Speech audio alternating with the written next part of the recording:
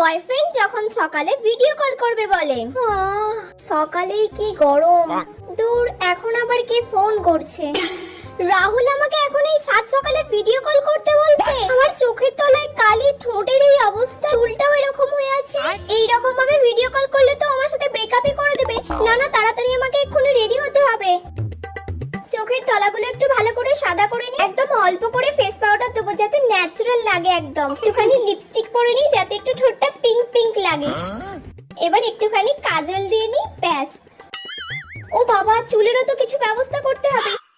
এইবার আমি পুরো রেডি হয়ে গেছি। এবার যাই রাহুলের সাথে ভিডিও কল করি। Hi baby. এত দেরি হলো ভিডিও কল করতে?